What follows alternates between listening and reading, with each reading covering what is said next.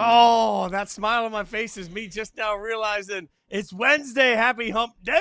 Welcome to Yahoo Sports Daily. I'm Jason Fitz. She's Caroline Fenton. Oh, I got the joy down in my heart. Maybe because we just watched the NBA Cup come to a close last night with a big win by the New York Knicks. Caroline Fenton, let's get right into a big game last night in the NBA in Vegas. The NBA Cup champions have been crowned. They are the New York Knicks. What do we make of it? Well, overall, I can just start with the NBA Cup in its entirety before we get into what we actually saw on the court, what this means for the Knicks, what this means for the Spurs, of course. I thought this was a success. I was somebody, to be totally honest with you, Fitz, and with everybody listening. I thought the NBA Cup was kind of silly. I thought it felt a little gimmicky. I thought, okay, if you have to put on a whole event in the middle of the season just to get your players to care, that says more about the league than it does anything else. So I was kind of skeptical, not anti, wasn't closing my mind off to it, but I was skeptical. But watching that game last night, it was hard to not feel that there was an extra level of something, a little extra razzle dazzle, a little extra oomph that both of these teams were playing with, a certain level of physicality that, it felt like they knew that they were playing for something on the line. And look, an NBA Cup championship is not a Larry O'Brien trophy. Like, let's all get that out there, okay? Like, we understand this isn't a true and real championship. They're not going to be raising and hoisting banners in the rafters for this, but I did feel like there was a little extra something, a little lanyap, but that both of these teams were playing with.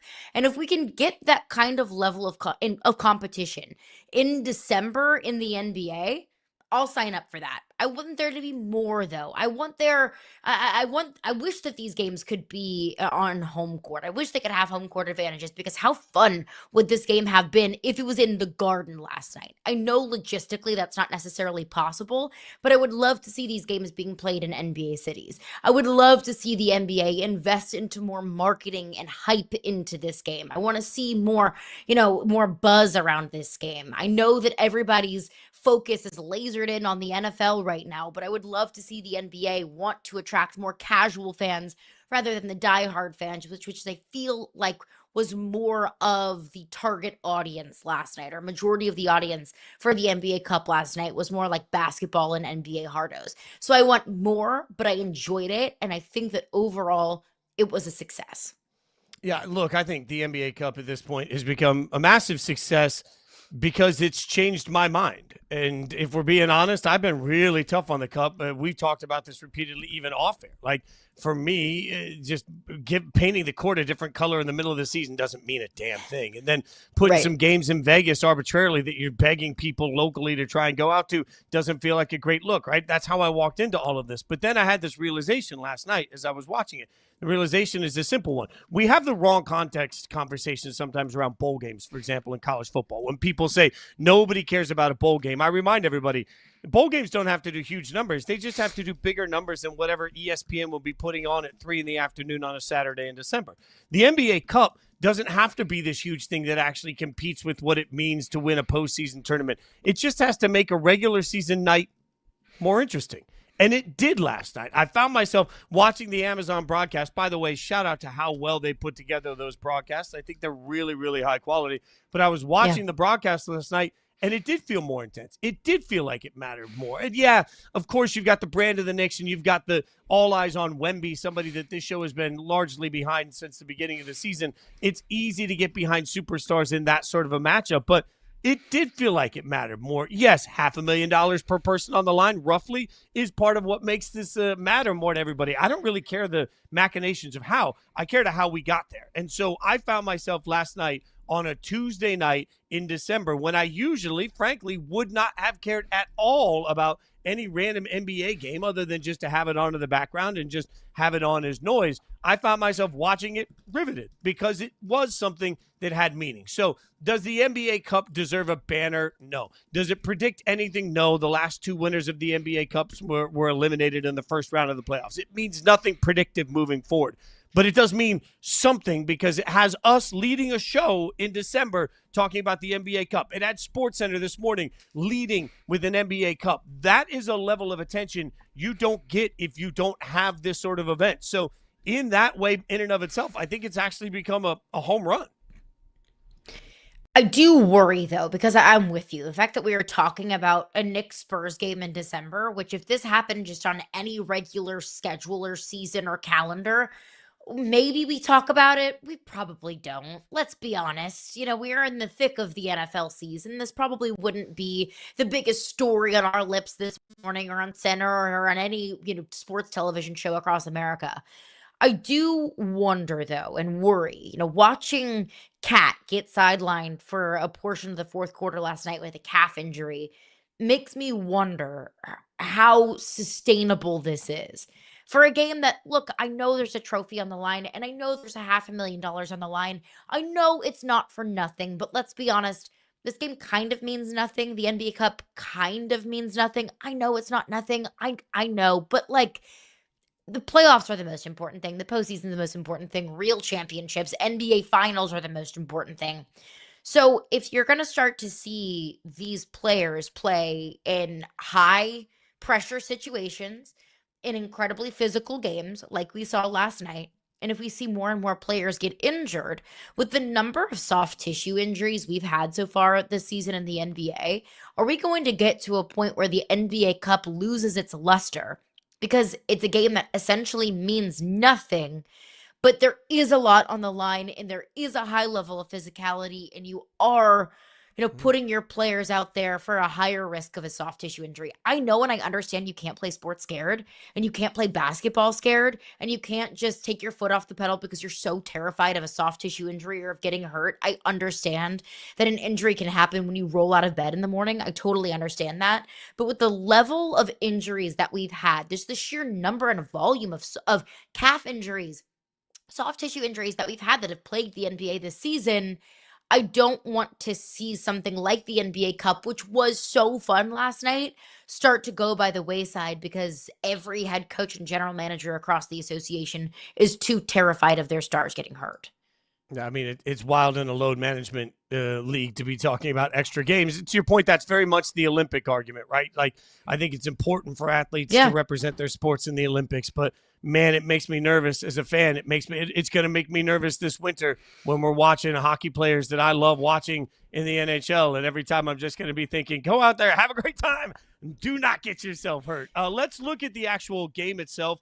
The Spurs lose this game to the Knicks. They went into the fourth quarter with a 5-point lead, but the Knicks really surged down the stretch. And I think a really surprising moment to me here was watching San Antonio just get out-efforted late in the game. Fourth quarter, they couldn't get the offensive rebounds they needed, and it felt like they were chasing. The Knicks were moving the ball really well. And we see this all the time. Whenever you see interior cut lead to perimeter movement with the basketball and you're watching defenders a step behind on all of it, you just feel like, man, we are watching separation. I felt like that's what happened in the fourth quarter. It's just the Knicks were moving the ball at a pace and level that the Spurs could not keep up with. They got a little lost defensively. The Knicks pull away in this one. It's a big win for New York. Big win for New York, and I know that they'll be, dancing in the streets in Manhattan. It's not necessarily a 50-year championship slump busted, but it's something that's tangible. So I'll start on the San Antonio side of things.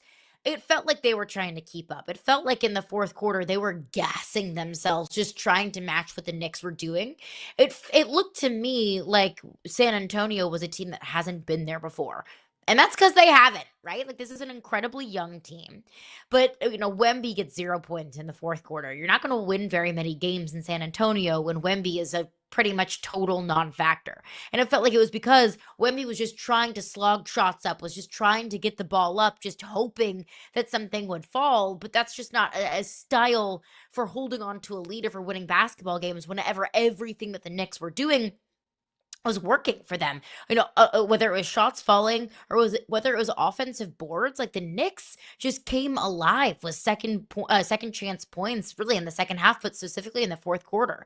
You look at Jalen Brunson, for example, 25 points on the night, but overall, I'm looking at, as I'm looking through the box score here. Oh, Mitchell Robinson, 15 boards in 18 minutes. That's obscene. So it just felt like the Knicks kind of locked in the fourth quarter, and the Spurs just couldn't necessarily keep up. But Fitz, if we want to look at the Spurs side of things, and I know there's a whole Knicks side of it as well, and we'll get to that, but if we want to look at the Spurs side of things, this might end up being one of the best things that could happen for San Antonio.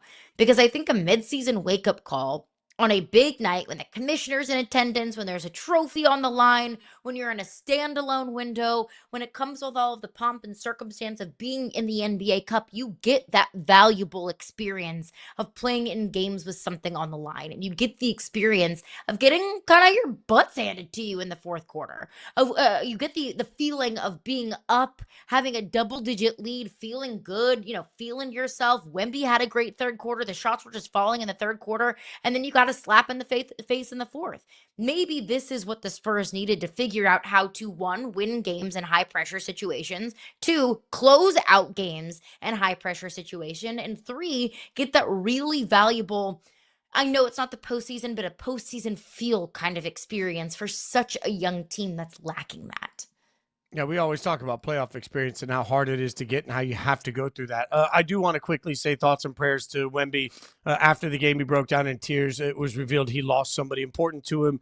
There's been a lot of reports. It looks like, according to reports, he lost his grandmother the morning before the game. So something he was obviously dealing with. Went on to play in the final. Was emotional in the press conference afterwards. It got to be impossibly difficult. And a reminder that for all that everybody deals with when they are playing in the NBA and they have the platform they have, just life in general when your family is in France and you are here has to be difficult for Wemby. So thoughts and prayers go out to him. In what is obviously a difficult time of mourning for he and his family. There was another piece of NBA news yesterday I do want to get to here because I think it's pretty important. We talk about narratives all the time. A lot of narratives were shaped when we found out that the Clippers cut unceremoniously or sent Chris Paul home unceremoniously, just letting him know that he needed to not be around the team. Ramona Shelburne at ESPN wrote an incredible, and I do mean incredible, article that came out yesterday that was a very, very thorough deep dive into some of it. And I think it was an important read, Caroline, because it's easy for all of us to say, oh my God, how could they do what they do? And then as you get more reporting and you just stay calm and you read all of the information, I read that article and I just kept walking away from it saying, okay, makes sense. As much as many people wanted to eviscerate the Clippers for deciding to just send Chris Paul home, when you read the article, to me, it just screams of, hey, this team's going down the tubes. Everything's not working the right way. Chris Paul is not staying in his lane in any way, shape, or form. He's letting everybody else in the building know how to do their job. While everybody is failing in the process, it just becomes grating. And that's just one of those life lessons, I think, in almost any business. If you are on something that is failing, if you are part of something that is failing, and your reaction to that is to make sure everybody else knows that you're not the problem and that the way they do their job is the problem, you're not going to stick around long. So to me, this spoke to what we thought might be the case. The Clippers just wanted addition by subtraction of not having the personality, not the basketball player, but the personality of CP3 in the room. Yeah, this article is great. Shout out to Ramona Shelburne, who always does fantastic work. When we first heard the news that Chris Paul was essentially left in Atlanta, I thought, shame on the Clippers. What in the world are you doing? And then you start to hear, some rumblings and rumors of Chris Paul just being, kind of a butt. And they were over it. And he kind of got what was coming to him. And I thought, okay, I understand that too. And I think after reading this article where I've kind of come out to, which maybe isn't the hottest of all takes, I think they're both in the wrong. Like, I think that Chris Paul's actions, he did kind of have what was coming to him, the way that he was carrying himself. I don't blame the Clippers for wanting to cut ties and to not make a bad situation, which is what the Clippers season is on and off the court, even worse. And that's what Chris Paul was doing. So I understood the Clippers' perspective, and I thought, shame on Chris Paul for putting himself in that position. But on the other side, the Clippers also have to understand what that does for their PR.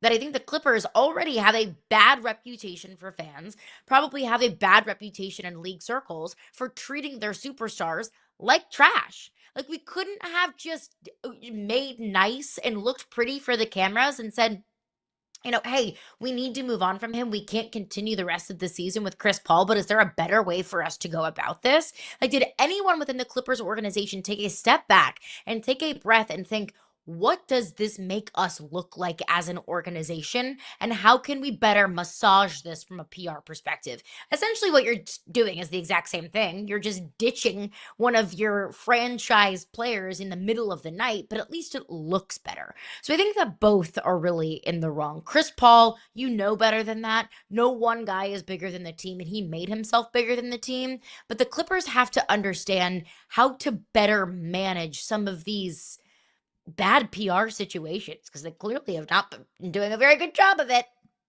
It is a great article by Ramona Shelburne. We strongly recommend you go check it out. All right, coming up, panic in the NFL because that team isn't in the playoffs. That's just the tip of the iceberg. We'll tell you about it next.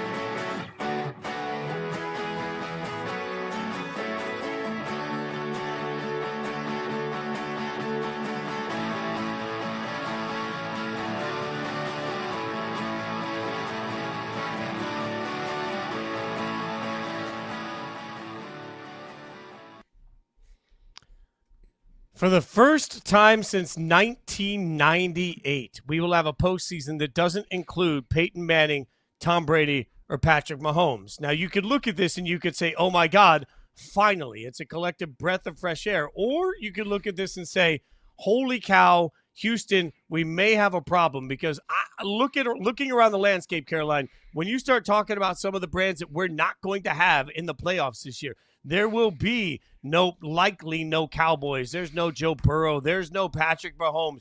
When we start talking about some of the names that really gravitate and some of the brands that bring money into the league, particularly the Chiefs and the Cowboys, who are like printing cash for the NFL, how panicked should the league be if they enter a playoffs that doesn't have Kansas City and maybe Dallas?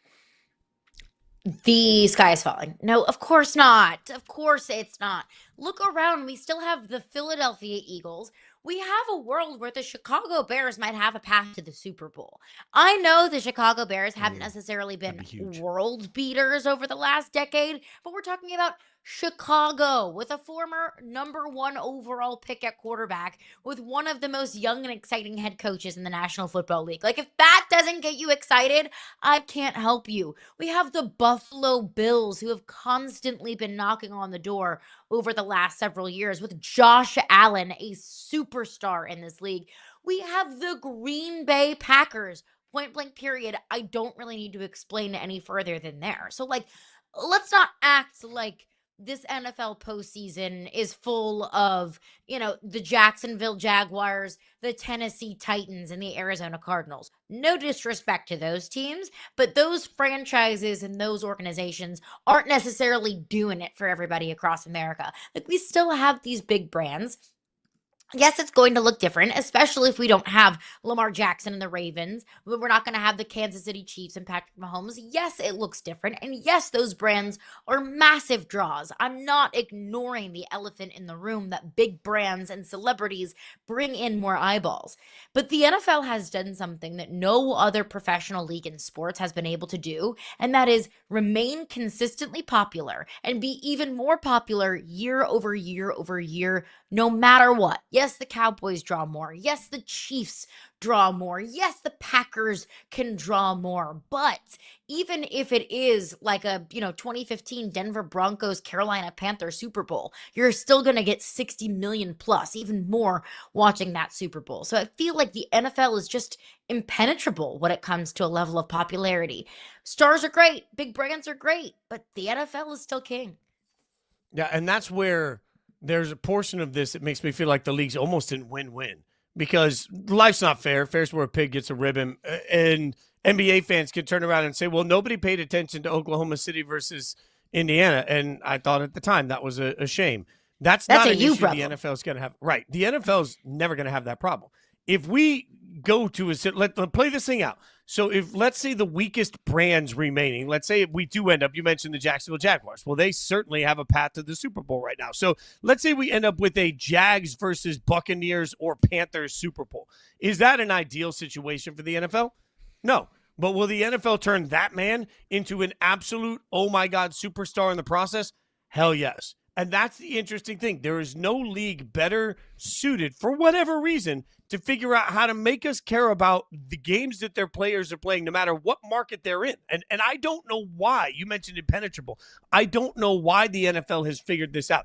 I don't know how the NFL has created a product that is truly market proof. But yes, will the Super Bowl numbers be down slightly? Maybe. Who cares? Overall, the Super Bowl numbers are still going to dwarf anything that anybody could ever put together. Like, two things can be true at the same time. It can be true that Cowboys Chiefs are a rating increaser without having to then turn around and feel like there's a problem with somebody or some team that gets less than that from their ratings. And that's what's wild about the NFL, because the Jacksonville Jaguars don't matter as a brand. Sorry, Jags fans. I love you. It's fine. Just admit it. Like, for all the years that I spent working at ESPN, people asked all the time, why do they not talk more about the Titans and the Jags? So the answer to that isn't that anybody hates your favorite team. The answer to that is that the overall general audience is indifferent to your favorite team. You don't get clicks. People don't click on those headlines. So when a player for the Titans has his home burglarized during a game, ESPN doesn't put up a headline that says Titan star has played. No, they say NFL player. Why? More people will click on it. So that's real. Like, nobody pays attention to the Jags. It's fine. But if the Jags go to the Super Bowl, everybody will pay attention. That's what makes the NFL just different. So let's look at the NFC side of this, though. So if we assume the Lions, Cowboys, Bakers, Bucks all miss the playoffs, of those three teams, while we're in this weirdness, of the Lions, Cowboys, and the Buccaneers, if all three of them miss the playoffs in this big brand conversation, which would be the most disappointing? I think it's the Bucks, honestly. And the number one reason is because they play in such an uncompetitive division that we were ready to sign, seal, deliver the NFC South week 1 and say the Bucks are going to win this division easily because it's so wildly uncompetitive, or at least we viewed it as being wildly uncompetitive. And now they're at risk of not just losing the division, but missing out on the playoffs altogether. That just feels like such an epic failure. And look, it's a shame that the Lions and the Cowboys aren't making the postseason either, but at least for the Lions, you can look around and say, look, the NFC North was one of the most competitive and engaging divisions in all of the National Football League. What's the Bucks' excuse? They had a quarterback playing at an MVP caliber level for the first quarter of the season, and now they're at risk of missing the playoffs altogether. Like, what does the future look like for this Bucks team? How much longer are Chris Godwin and Mike Evans going to be playing, period, or at least in a Bucks uniform? It just feels like the Bucks have all of the pieces, but they haven't been able to put them all together. And I think that's why we view Tampa Bay as a perennial kind of non-contender, even if they find themselves in the postseason. Even when they do win the division and find themselves in the postseason, I don't think anyone is viewing Tampa Bay as a legitimate contender at this point of the season as this team is currently constructed. And I think with all of the pieces that they have, that's an epic disappointment. It is, but I think the Lions are even more disappointing because of the window they've been in. Like we need to change the context of our conversation around Detroit. They're no longer the plucky team that sucked for 40 years. They are now a perennial powerhouse in the NFC, and things aren't going to get easier for them. They're going to get more difficult. You look at the salary cap going into next year, they only have about $5 million of available cap space. Like they have money tied up all over the place. Oh, and by the way, some of this young talent that has really helped propel them is going to have to get paid now. So things are only going to get more difficult for the Lions. And with the Bucs, I could turn around and say, okay, I understand it. Like I understand why they've had a bad year. Injuries have been everywhere.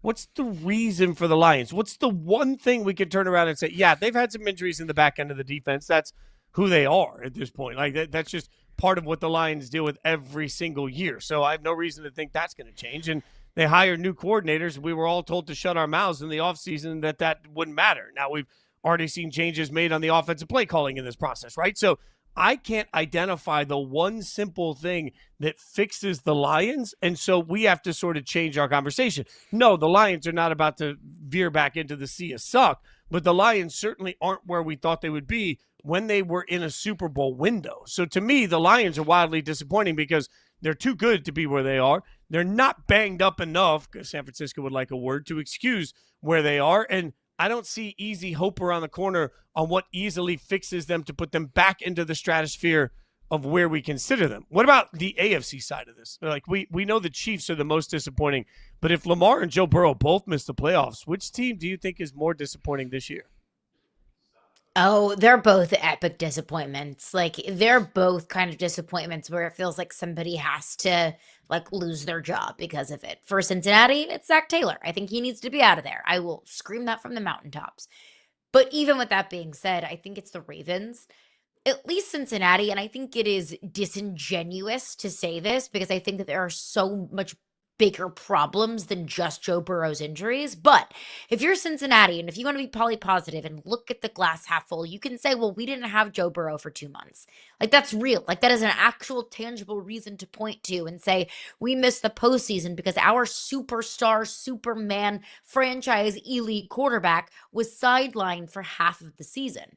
I know the Ravens have had their fair share of injuries, like we just mentioned with the Lions. Look, nobody is going to be 100% healthy. They had injuries that totally, just dismantled this defense at certain points of the season.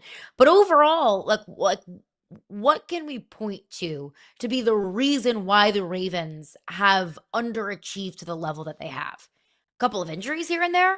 Like we don't have the same kind of tangible, reasonable explanation for why the Ravens have been falling so short of expectations, short of just they've just looked bad this year. They've just been a bad football team.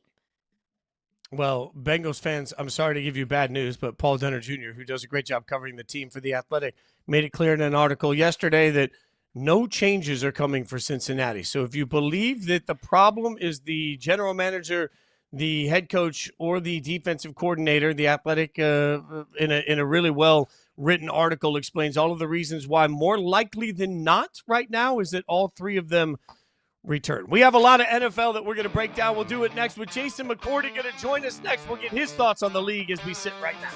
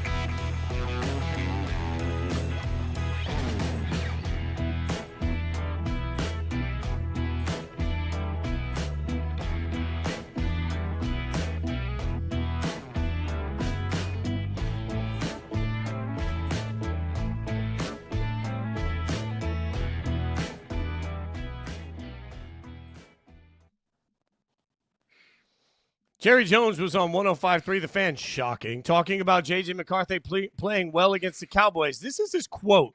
It seems like we're always saying that about these quarterbacks. Some of them that haven't played as well, but when they play us, they play better. I think that's telling. Let's get some thoughts on that now as we are joined by Jason McCourty hanging out with us. I appreciate you. You can check him out on Get Up all over the place. He's absolutely killing the game.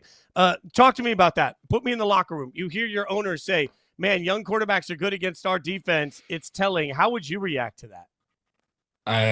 That's a tough one. I think that puts more probably onus on the defensive staff more than the players in the locker room. I think when you don't make the playoffs, you know change is coming. So for the guys in Dallas, you understand that. But I think for Matt Eberflus and his staff, when you have ownership saying that about J.J. McCarthy and whatever quarterback that comes in, because you think about it earlier in the season, this Dallas defense, it was atrocious. Like since the trade, and they've gotten healthy with a lot of guys coming back, Malik Hooker, Revel, Overshawn, those guys coming back. And we saw a spark for a few weeks where you're like, man, Quentin Williams is a difference maker. This defense is really moving in the right direction. And I think for Jerry Jones, that was a huge letdown on Sunday. And I think we even talked about it going into that game. Like, there's no way J.J. McCarthy's going to put together two back-to-back good games and be able. They put up 34 points on the Cowboys. So defensively, there's a lot left to be desired for them. I think scheme-wise, I think the personnel they have out there on the field. So if you're in that locker room, you're looking and you're dapping up your guys as you finish up these last few weeks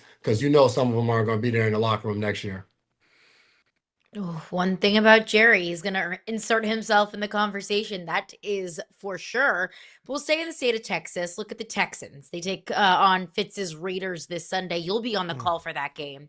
Look, between Danielle Hunter and Will Anderson, that pass rush is absolutely just menacing. But I heard someone call the Texans secondary like a bunch of gremlins, and I think that's perfect. That's a perfect explanation for Derek Stingley and company. They're just rolling around, running around like a bunch of goblins out there. What makes them so good? Why is this Houston secondary just different? Well, you always hear the generic line when people talk about defense and they say, oh, rush and coverage have to go together. And for the average person listening to that, you're like, what the hell does that mean? Rush and coverage going together. And the two things you just mentioned, you talked about gremlins on the back end and you talked about monsters on the front end. So up front, they have guys like Will Anderson and Danielle Hunter and Danico Autry and Rank, all of these guys that get after the quarterback. A few weeks ago on Thursday Night Football, we watched Josh Allen running for his life. And then on the back end, when you have aggressive players, I mean, when I think of Jalen Petrie, all I see is a humongous guardian cap on a helmet and someone coming up to absolutely kill you. And then Kamari Lassiter on the outside, their cornerback opposite of Derek Stingley, he's a linebacker in a cornerback's body. He wants to tackle just as much as he wants to cover. And I think Kalen Bullock and you look at Derek Stingley Jr., those are two of the best players in the NFL at taking the football away. So this is a unit that from front to back is totally stacked. And the way they play the game of football, when you see a pass thrown out in the flat and it may be a 2-yard pass, you're going to see 11 guys sprinting full speed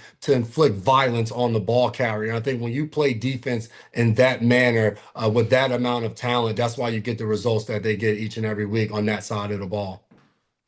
It's going to be a long Sunday for me as a fan. All right, but you're breaking down the other side because you're watching. Don't watch it. I mean, I have to. You only get 17 of them a year. I can't help it. It's like I'm an addict. But you're watching it. It's terrible. I'm 48. It's the worst Raiders team I've seen in my entire life. Right? Like, so this team is bad. You were teammates with, Tom Brady. I hear a lot of people say, "Oh, Brady's got to step in. He's got to help more. He's got to do something." From your standpoint, does Brady need to be more involved, less involved? How important is he to fixing what's wrong with the Raiders? I don't know. I was Brady's teammate as an NFL quarterback, the greatest of all time. I have no idea what Brady, the executive / knows who the general manager should be, what a head coach interview looks like, hiring an offensive coordinator. I think it's two separate entities. In another sport, we watched Michael Jordan run a team for multiple years before trading off Charlotte. So I think there's a side of it where you definitely want Brady's input because he got to witness it for 20 years of what it looked like to build a winning team in New England. But I think at the same time, there were a lot of decisions that were done that Brady wasn't a part of while he was in New England. So a lot of the things that were done by whether it was Bill Belichick or Nick Cassero or Scott Pioli, all the guys that were in charge in that New England time, I think there's a part of Brady that knows a ton of that. I think there's also a part of hiring the right executives in those places, the right general manager and spy tech, and all of those guys, and allowing them to put their mark on the team. So I think for the Raiders this year, just a lot hasn't gone right. I think for Pete Carroll, who's a legendary coach, a Super Bowl winner, has had a ton of success in our league. When you fire two coordinators within a given season, it just goes to show. I don't know if he was able to get his guys in there. I don't know if it's the right guys there were, but his guys that believe in the same vision he does. And then what they've been able to get out of the players throughout the course of the season. There's a lot that you question. And there's going to be a lot of things that have to be answered in the offseason for the Raiders, from the young players they have to the coaching staff and who stays and who goes. I picked a bad Let's time not to only stop pick drinking. on the That's all I'm Raiders. saying. Go ahead. Yeah, seriously, right? Just keep an eye on you on Fitz. I'll just check in on you on Sunday, T's and P's. We can't only pick on the Raiders, though, because there are plenty of bad teams in the NFL this season. The Tennessee Titans are one of those teams, and they draft Cam Ward #1 overall. They're hitching their wagon to Cam Ward. From what you've seen from him, is he just a young rookie who's trying to figure it out, who is not being helped out with a, average at best roster, or are you seeing maybe some fatal flaws in Cam Ward's game? I think any rookie, you're going to see flaws within their game, but I love to watch Cam Ward. I think when you turn the film on and you're watching some of the throws that he's able to make and some of those Superman type of plays, it's incredible. You can see the talent. Think about a year ago when we watched Caleb Williams. We saw him, we're like, all right, he's holding the ball too long. He's taking way too many sacks. Some of the decision making he's doing, but then he would roll to his right and throw a pass down the sideline or back over the middle. And you're just like, my goodness, how did he make that throw? And I think we're seeing some of the same things from Cam Ward. And I think even beyond that, some of the things you've heard him say at his presser, some of the fiery responses, you love those things. And being in that building at multiple points throughout the course of this season, everything that the people in that building are saying is he's made of the right stuff. He's the first one in. He's the last one out. He cares so much about his performance and his teammates' performance every Sunday. And I think those are the traits that you want in your quarterback. Listen, this is a guy that Brian Callahan was his head coach when he first got in. Now Mike McCoy is the interim head coach. Now Bo Hardigree is the play caller. So this is a guy that's going through a ton of change in his rookie year. And their roster, when you have the first overall pick, your roster is not good. So you're trying to build that up. So I think hold the horses on any judgment that you have on Cam Ward. I think this kid is going to be a really good football player in this league. I'd love to see him take that next step in year 2. But we have seen a quarterback take a massive leap in year 2, and that's Drake May in New England. As a guy who knows what the championship standard is and looks like in New England, what impresses you the most about what you've seen from Drake May and this entire team? I'm getting a chance to talk to Drake these last 2 years. When I first met him, what I loved about him, there's this goofy side of him in a sense of one of 4 brothers, the youngest, and doesn't matter what's going on around him, the pressure, the moment, any of those things, he seems to be just one of the guys within that locker room. And I think that's a special characteristic and a trait that a quarterback has to have. You got to have that because it allows the guys on the offense and on the defensive side of the ball to believe in you. And I think Drake has that. So from last year to this year, a huge jump. You get Josh McDaniels, you get Mike Vrabel. And I think the biggest thing of it all, a lot of people knock Gerard Mayo for what he was able to do last year. This is a team that went out and spent the most money in NFL history and free agency. And when you spend that money and you get the right guys that come in and you surround them with the right staff, well, now all the talent is able to rise to the top. I think with Drake May, the growth we've seen is his understanding of why a given play is called. Whether he's taking a shot down the field or he's checking the ball down, he's in complete control of that offense. All right, let's stick with quarterbacks here because back in October, Shedeur Sanders, at the time, third-string quarterback, he mined his answers to the media. You went on record, and you have to when you do this for a living every day. Your quote was, "No team in the NFL wants their third-string quarterback to be going viral for anything inside of the locker room." Now we've seen Shedeur on the field. Where are you on Shedeur Sanders now? So Shador, rookie quarterback in the 5th round, and you watch some of the throws that he was able to make this past week. It wasn't a pretty game by any stretch against pressure in his face, throwing 2 bombs up to Isaiah Bond that were picture perfect throws and on the money. I think when you talk about Shador, you have to look at the complete package of where he was drafted and the team that he went to. I was in Cleveland for a year where we didn't win a single game, and this was a team that at the start of training camp, they have 4 quarterbacks on their roster, and 2 of them were veterans, and Joe Flacco and Kenny Pickett. By the midpoint of the season, by the trade deadline, you had already traded away Kenny Pickett after training camp, and then you traded away Joe Flacco to a team within the division. So now you're left with 2 rookie quarterbacks that throughout the course of training camp, they were limited on reps, especially a guy like Shador Sanders, who probably only went with the 3rd and 4th team. So now you fast forward to when he's getting his opportunity to start and hadn't taken a rep with the ones all season long, which is somewhat normal when you're in the NFL as a backup quarterback, but you typically don't have 2 rookies in the quarterback room. So I think the Browns have fumbled this entire quarterback situation all season long, and then Shador gets the brunt of that. And I will say, to me, since he's been inserted in the lineup, he's handled himself well. We've seen games where he's played well, and we've seen games where he's made some mistakes, held the ball too long, thrown interception. That is a part of the rookie process of playing the quarterback position. We don't get many seasons like Jaden Daniels and CJ Stroud. It's usually the other side of it where we see the struggles and you hope they're learning from it to prepare themselves for next year. I don't know if Shador can do enough where Cleveland says we're going to punt on selecting any quarterbacks next year and we're just going to run it back with Shador. But I will say so far, he's given himself an opportunity to compete for a starting job next year. You just mentioned you played on a team that didn't win a single game, right? So walk me through this then, because we're seeing right now a pattern of the same teams being bad year in and year out. So I ask you, when you are on a bad football team, what's the key to actually turning it around and changing the culture? You got to have somebody at the very top that sets the direction, and then everybody underneath it, you have to be moving and rolling in the same direction. I literally went from 2017 in Cleveland, where we didn't win a single game. In March, I get traded to New England, where we go on and win the Super Bowl in that very next year. And you would imagine that, oh, in Cleveland, it was just a mess. Players didn't care and all of that. And it was the exact opposite. That year in Cleveland, our entire roster was so young, and guys were coming in early, leaving late. Anything asked of them, they were trying to do, because these were guys that were just trying to prove that they belonged in the NFL. At its core, though, we had stripped the roster down. We, in a sense, weren't trying to win that season. So you fast forward and you get to New England that next year.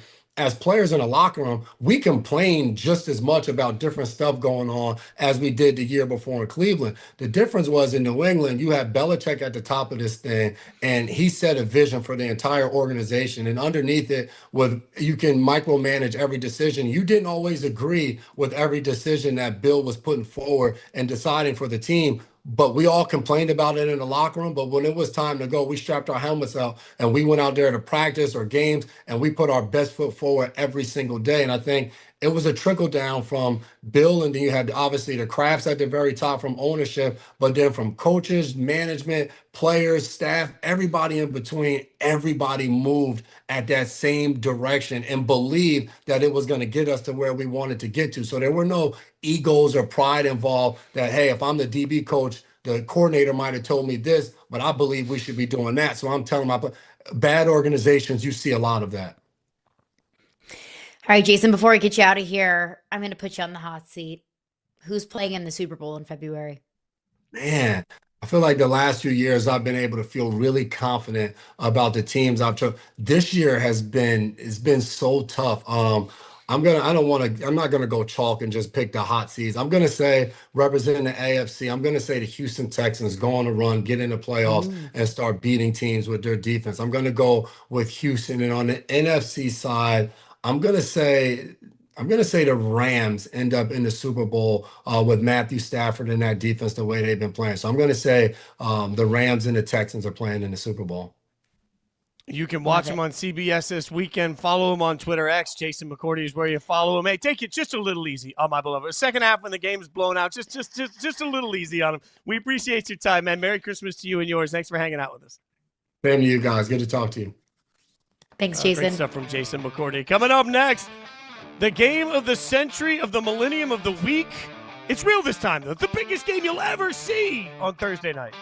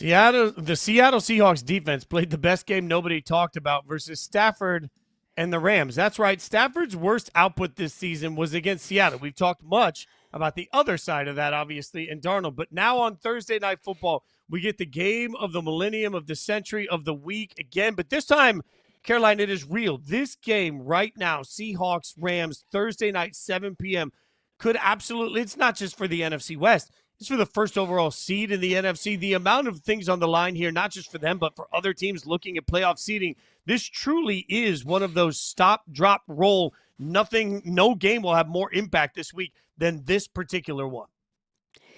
We always joke about, it's the game of the century of the week, because it feels like we have the game of the century every single week. That's exactly what New England Buffalo was last week. And as awesome as that game was, as high of the stakes as that game had, I think, frankly, it pales in comparison to this game. Everything that you just laid out for the NFC West, for the division, for the number one seed in this NFC.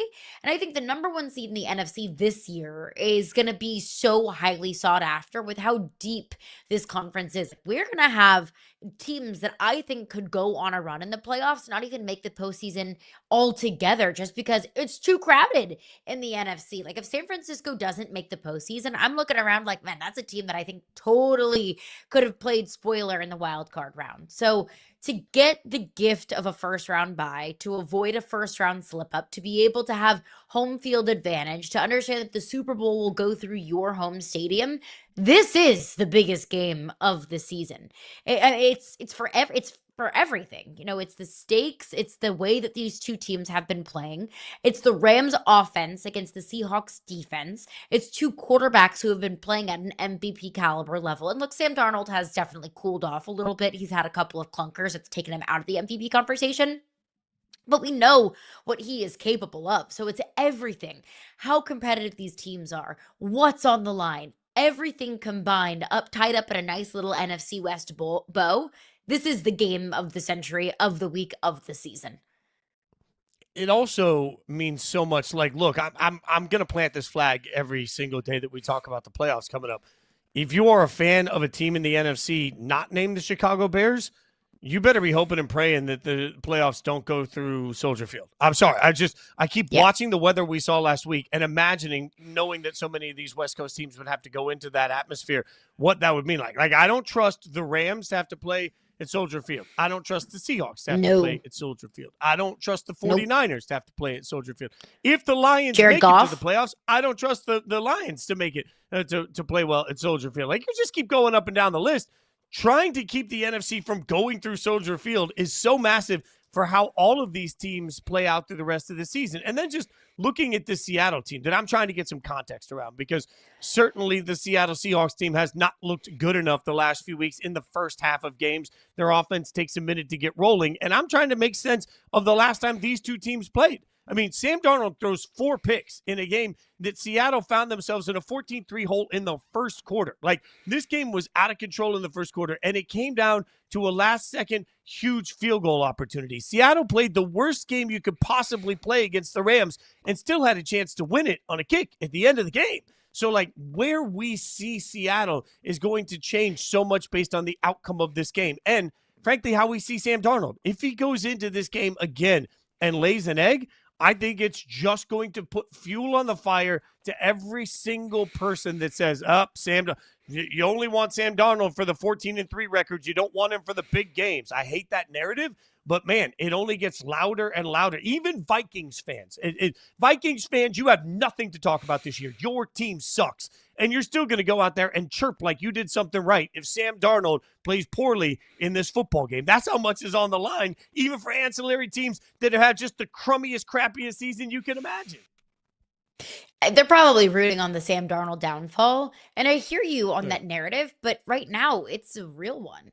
Like, because in the last game of this entry of the week, the last time we saw these two teams play, yes, it came down to a last-second field goal, but Sam Darnold still threw 4 picks.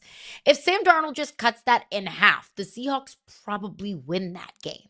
And so, yes, it's maybe an unfair narrative, and yes, it's maybe an easy or a lazy take to make, but it's also kind of true. And so, we always do our Monday headlines on Fridays. We try to predict what's going to happen in the sports calendar over the weekend. I kind of think that my Monday headline will be Sam Darnold yet again proves to all of us, proves to the football world that when it comes to stepping up in the biggest moments, he kind of tinkles in his pants a little bit. And that's been the narrative from Vikings fans.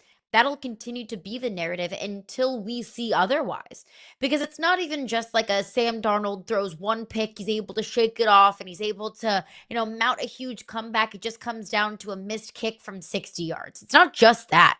It's epic failures in some of the biggest stages. 4 picks against the Rams. So until I see otherwise from Sam Darnold, I have to ride with the team that's been, so much more consistent and so much more reliable. That's what Matthew Stafford and the Rams have been. I just question Sam Darnold in these moments. That's nothing new, but it's also something that I don't see going away anytime soon. Not against this Rams defense.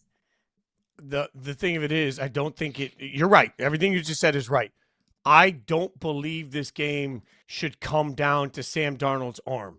Seattle right now is 5th in the NFL in most rushing attempts, right? So they average 29 rushing attempts, but over the last 3 games, they average right at 27, right? And 27 is a lot of rushing attempts, there's no doubt. But look at a couple of the teams we've talked about that are playoff bound, right? The Buffalo Bills, 39 rushing attempts over the last 3 games. That's their average. The Chicago Bears, 37 rushing attempts. Like, we're seeing playoff teams just pound the rock more and more. Even Jacksonville, averaging 29 rushing attempts. Those are all right ahead of Seattle. Seattle wins this game if they're able to effectively run the football. And I know Sam Darnold has to take better care of the football. We all agree on that.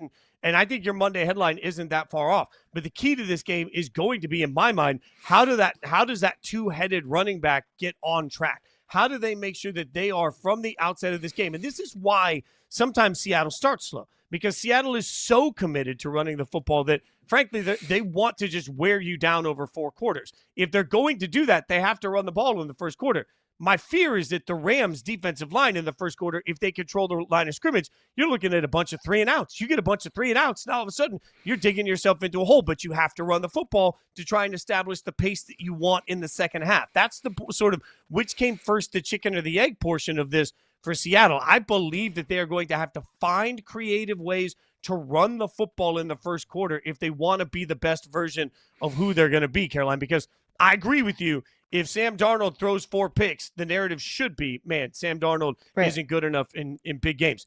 part of my narrative in that situation, though, is going to be, why did you get into the situation where you needed to put the game in Sam Darnold's hands? I just think Seattle's a better team if they're run first and Njigba second.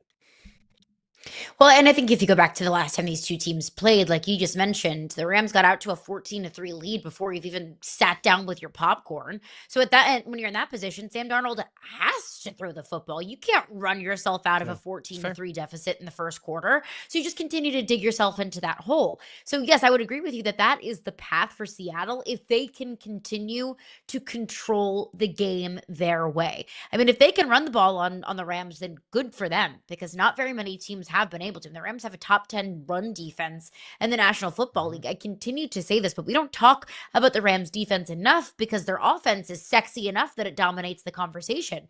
But this Rams run defense is filthy. They're so physical up front.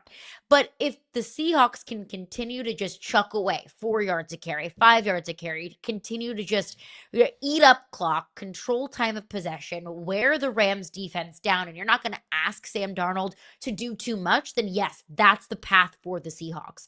But with this Rams offense, as high-powered and fire-powered as it is, whether it's with Davante Adams or without Davante Adams, you're going to have Sam Darnold to make some pretty big plays to counter what Matthew Stafford is going to do. Now, if the Seahawks defense can slow that down, then of course, then you can start to go back to your original game plan. Run the ball, eat up clock, have your, rely on your defense to stop Matthew Stafford in that Rams run game. But overall, Sam Darnold's going to have to make at least one, if not a couple of plays to be able to go toe-to-toe with this Rams offense. And if it comes down to that, I don't trust him. You're right, 1,000%. And so much of this is a prove it moment.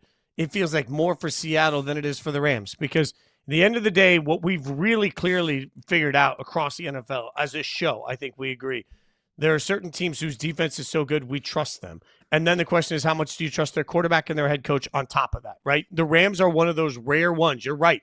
Part of the reason I think the Rams are so capable of winning the Super Bowl is I trust their defensive line particularly to be just disruptive. So I trust their defensive line. Yeah. I trust that man right there in every situation, and I trust their quarterback. I trust Seattle's defense. I truly do. I trust Seattle's ability to run the football. The question is, can we trust Sam Darnold? We will get that answer over the course of Thursday Night Football. Rare that Thursday Night Football gives us this sort of a game, but it is must-see TV that we can't wait for. We'll get some more thoughts on it coming up next. We got to keep breaking out all this NFL action. Plus, hour number 2, we got some college basketball coming from Lunardi. But coming up next, Brandon Marshall joins the show. We'll get his thoughts on the league.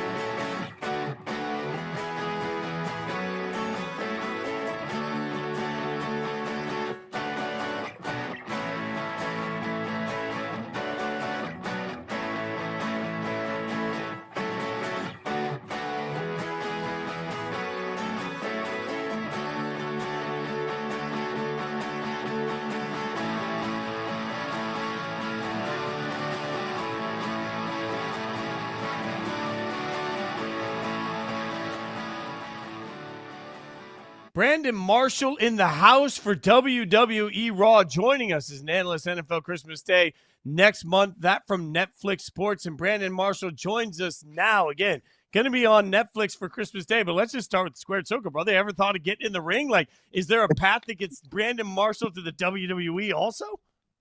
Hey, listen, at first I was like, no, it's not my thing. But once you go and you experience it, it's pretty cool. Absolutely, I would love to do it. But you have to get in a lot of shape. Those guys are out there really competing. I don't know if I'll be able to last through, one match. I'm not sure right now, but if I take about 4 months in condition, I'll be ready to go. All right, so what would the nickname be? What would you be wearing? What would your shtick be? Give us the whole lowdown on the Brandon Marshall WWE experience. Oh, y'all just gonna throw me in there like that? It would have to be the boss, the boss, the boss. Ooh. Yeah, and I kind of like what I that. have on right here. Kind of like a tough guy. Just the boss. I might have a couple guys around me.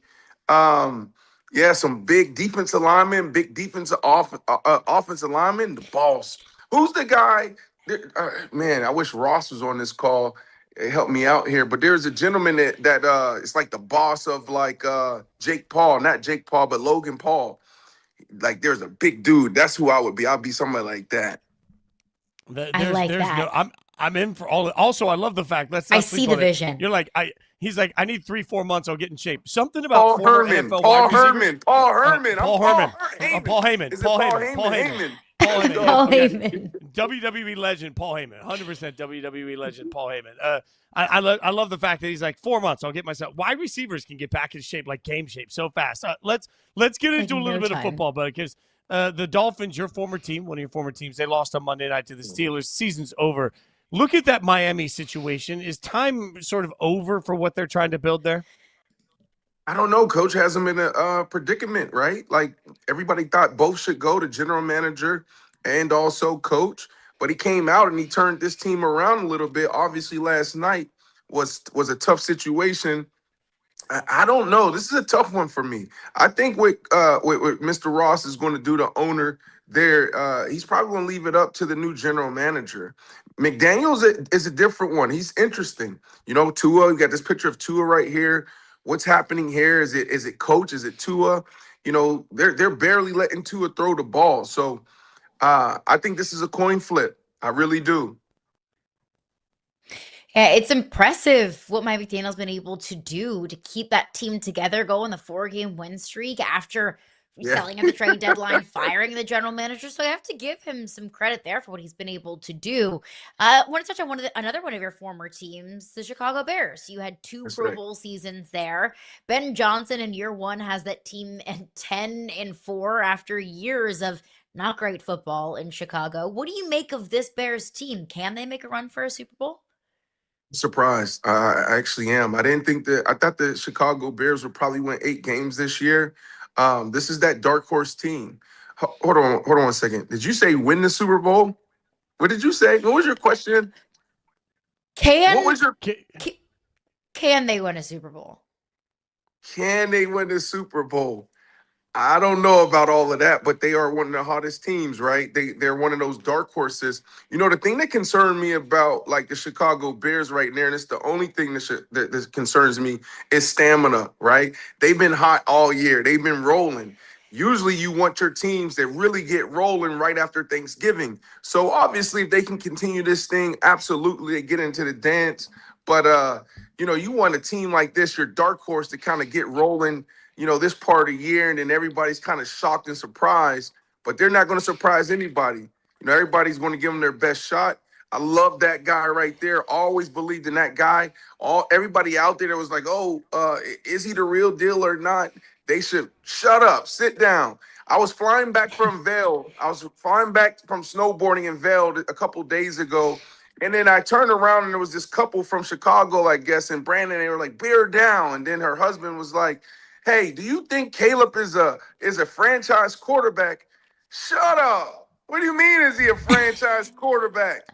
What do you mean? Now, the real question is, can he win a Super Bowl? Like the question you're asking me, and we'll see here in a couple of months. But franchise quarterback, shut up.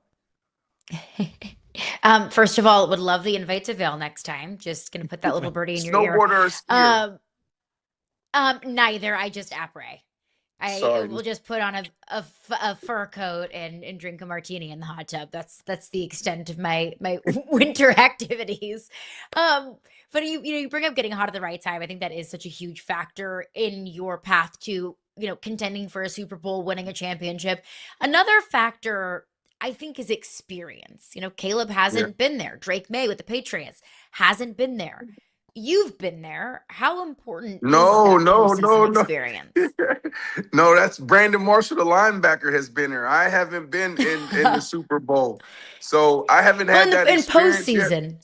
Yeah, so those guys had an amazing opportunity back there in Denver. I was long gone, going on to actually the Miami Dolphins, where that felt like a one-night stand. But experience does matter. Experience does matter. But at the end of the day, a player is a player. Caleb's been winning all his life. Drake May's been winning all their life. So, I'm not worrying about these guys. We're worrying about the second guy, on the depth chart, the third guy on the depth chart that might be on special teams. Are you going to muff the punt?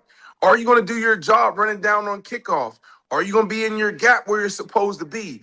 Those are the guys you have to worry about. It's not necessarily the superstars. Superstars is superstars, man. You're a superstar when you're coming out your mom's womb. You're a superstar when you running out that tunnel, whether it's week 1, playoffs, or Super Bowl. So it's the other guys that we got to worry about. You'll be covering Lions Vikings Christmas Day on Netflix. First and foremost, congratulations. Let's That's go. going to be awesome to watch. That's going to be awesome. What's it mean for you when we get this opportunity with Netflix? They're building something. They want you to be a part of it.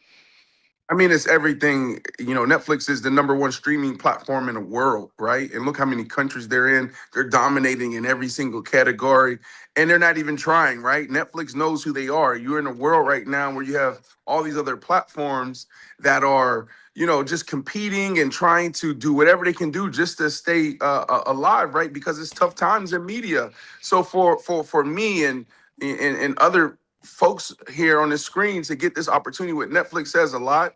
I'm excited. I got to knock off the dust a little bit. It's been a few years since I was on the corporate side. I've been on the podcasting side, so I'm excited about finally getting back to my natural roots. You are not the only one who's had to dust it off a little bit. Philip Rivers just did the same thing. At 44 years old, after 5 years retired, he comes back, almost beat the Seahawks this past Sunday.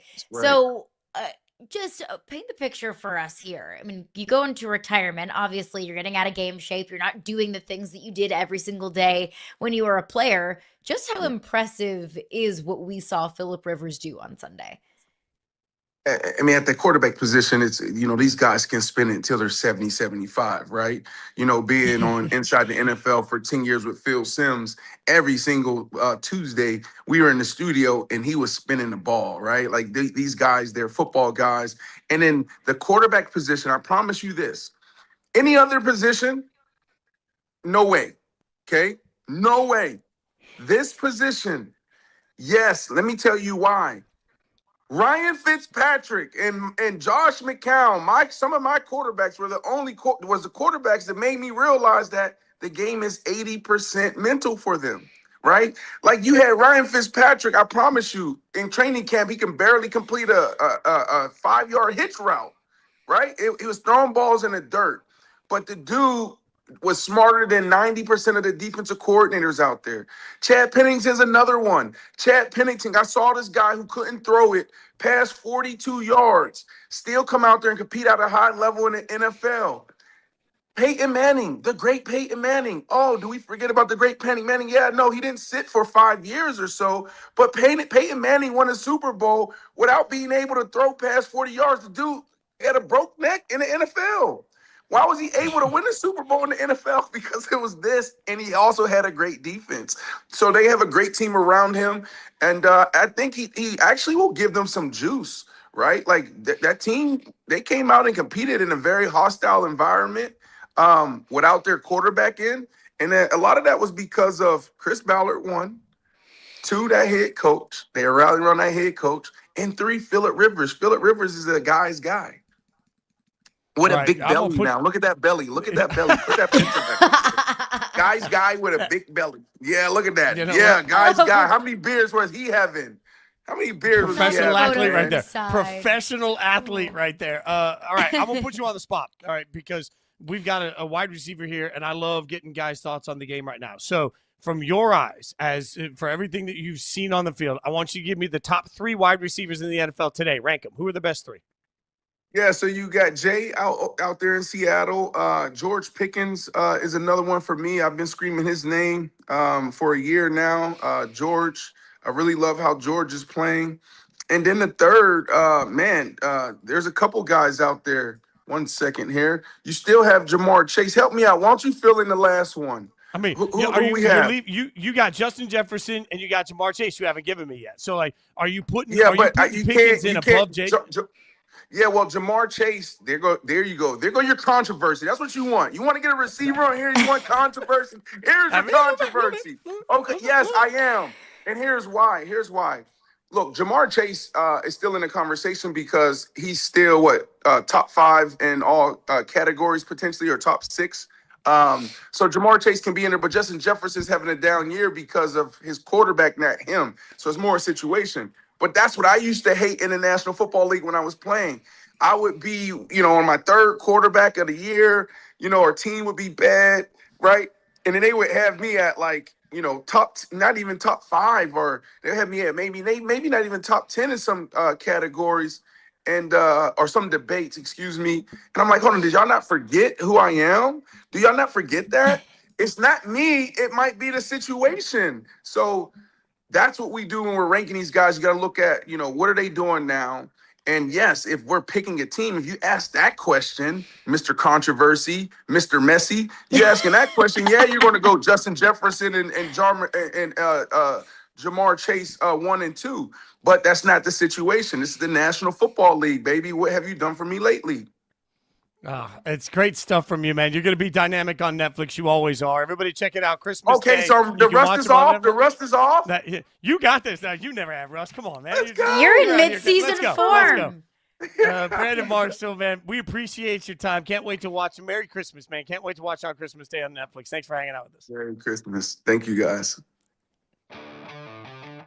I am Mr. Controversy. I'm going to own that name. Coming up next, this man is coming back to college. What's it mean for the NFL? We'll tell you.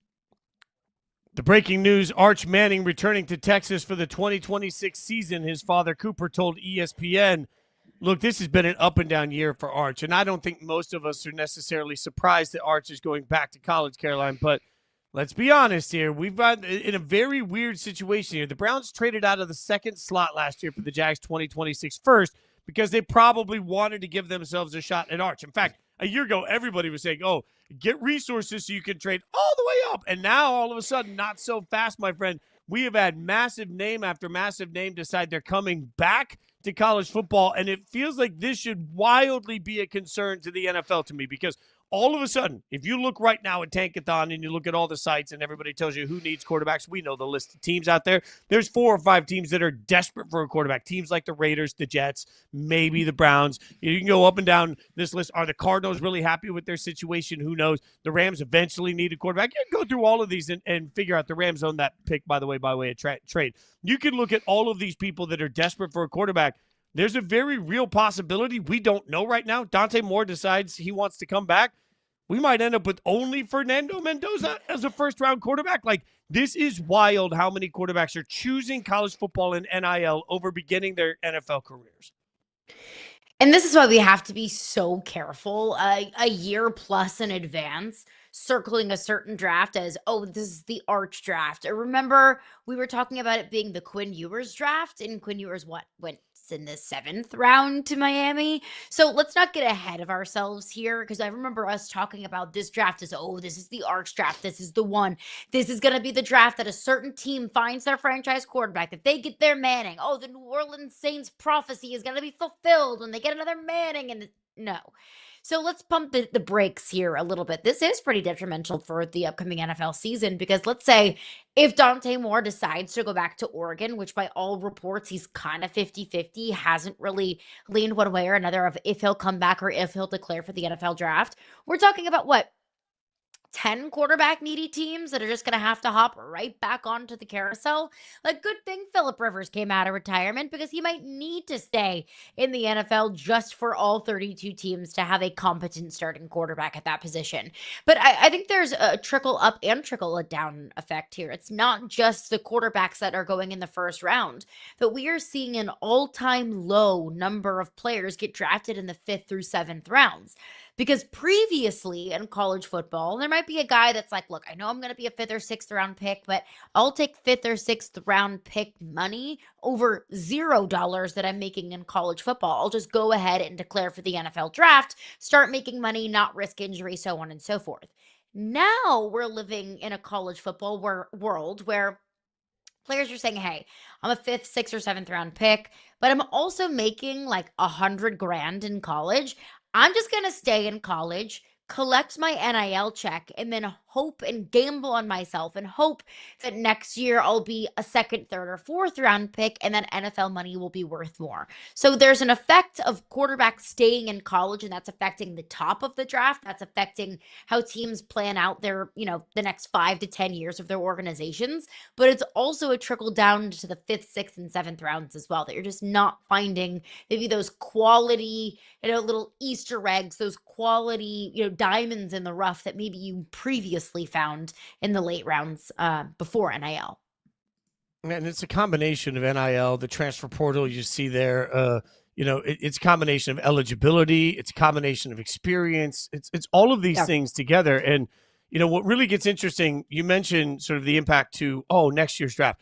I have a buddy that for years worked with NFL teams, was a GM at one point, and he always told me that front offices do scout in 2-year windows. So if they need a particular position group, they look at this year's draft, they look at next year's draft, they sort of project what they think, and it lets them know how aggressive they need to be this year. That's been the logic for years in the NFL, and I wonder now, that was the logic as of a couple of years ago, I wonder now if that has to totally change. There are plenty of people today, right now, that are watching this that are saying, it doesn't matter. Next year's draft class is going to be great at the quarterback position, because that's the narrative that we've sort of exploded on. But, I mean, I'm old enough to remember a year ago when we were saying, hey, don't reach this year in the draft. You don't need to go out there and get Cam or anybody else, because next year's class looks like this is what we're going to keep doing. The one thing we don't know is what's next year's class going to look like once NIL is factored into this. When you have a college football system where you've got guys like Bryce Underwood that reportedly is making well over $10 million a year to be the Michigan quarterback.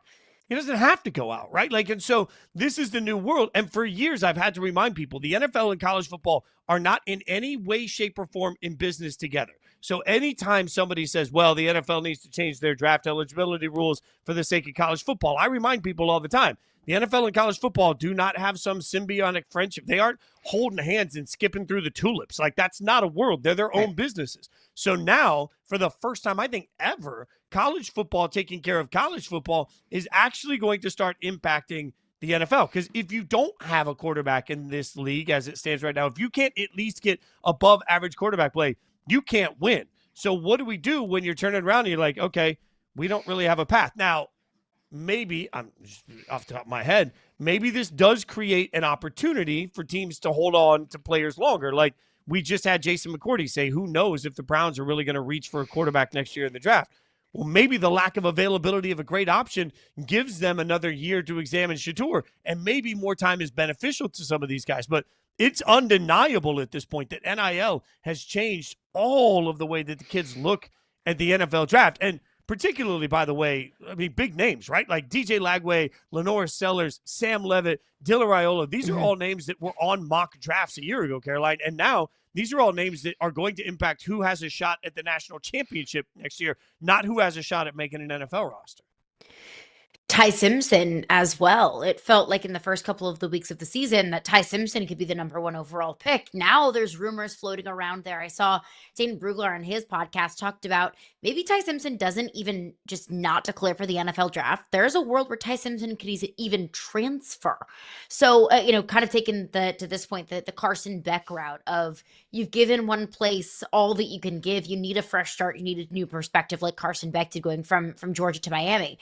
And I think that's a double-edged sword. On one side, you're seeing quarterbacks stick around in college longer, which means they have more experience and they're more well-rounded prospects coming out of college. I think about, let's compare, Jaden Daniels to, another quarterback that maybe came out after 3 years, Caleb Williams, maybe for example. Jaden Daniels was a starter in college football for 5 years. I mean, the amount of football that he had seen, high-level football he had seen as a starter compared to maybe a Caleb Williams who came out after, year 3? That's a big difference. You're seeing guys that have more experience. Yes, they're older, so you're getting closer to, okay, that second contract is coming closer to age 30 than it is age 26. That's a really big difference when you're talking about projecting how long a quarterback can be a franchise quarterback.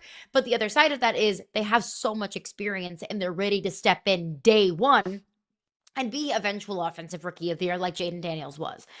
But on the other side of that, let me add one other. Yeah. Let me add one other quarterback to that list because you mentioned like the age and the money and everything. I just looked it up. Dylan Gabriel, we all know the Browns quarterback. He signed a 4-year contract worth approximately $6.22 million, including $1.17 million in signing bonus. Dylan Gabriel would make more if he could still play college football. That's the wild part of this, right? Like Dylan Gabriel would actually make more money. Whoever is the starting quarterback for Oregon next year is going to make more money than Dylan Gabriel will make in the NFL. Like that's wild. It is. It's crazy. And that's a sign of the times. I mean, how many before Brock Purdy's second mega deal, how many college quarterbacks were making double, triple, quadruple what Brock Purdy was making as a quarterback fresh off of a Super Bowl? Crazy to think about the amount of money. But also to that point, though, you have so much money invested into these quarterbacks. Bryce Underwood, $12 million at Michigan, reportedly. And you also have a hotter seat and a shorter leash for so many college coaches across America. At a 12-team playoff, if you're not in the playoff conversation, you're fired. Previously, if you went 9-3 and 10-2, you'd get an extension. Now you're getting fired. So coaches feel that. They feel the pressure to start these $10 million quarterbacks right away, where instead of developing these young quarterbacks, instead of investing into these young quarterbacks of being a 3 to 4 year project, now you're a 3 to 4 month project because coaches need to hurry up and win right away in order to save their jobs, and they need to get the quarterbacks on the field right away because you're feeling the breath of the collectives and the donors breathing down your neck. So you're thinking, okay, this guy's not ready, but I just have to hurry up and put him out there, and I'll do whatever I have to do to just make sure he's a competent quarterback. Tom Brady has talked about this a lot, that college quarterbacks are so much more reliant on their head coaches, that they don't have as much freedom to, to call a cadence, or they don't have as much freedom to freestyle or change a play in a huddle based off of what kind of coverage he's seeing. They're so reliant on the head coach, whereas when they get into the NFL, they're just not self-sufficient. They have had to rely on their head coach in 3 or 4 different schemes if they've transferred 3 or 4 different times, or have had 3 or 4 different offensive coordinators. So even though they're staying in college longer, that might not necessarily mean that they're a better, more well-rounded prospect, because they've had so many different coaches, so many different schemes, and are so much more reliant on their head coaches, whose number one prerogative isn't to develop at the quarterback position, it's to win football games. I mean, that's where you look around and you say, okay, if you're Kirk Cignetti in Indiana, to your point, if you're Kirk Cignetti in Indiana, Mendoza walks away, are you going to go out and develop somebody, or are you just going to go into the transfer portal, find the person that's seen the most college football that you think you can teach your system to the quickest, that will then turn around and execute that system? That's become part of, I know Dante Moore spent a year as a backup for Oregon, but if you're an Oregon quarterback right now and you're looking around and saying, okay, well, man, I'm a transfer and I want to play somewhere, I want to play at Oregon. Why? I mean, Dylan Gabriel's in the league. Bo Nix is in the league.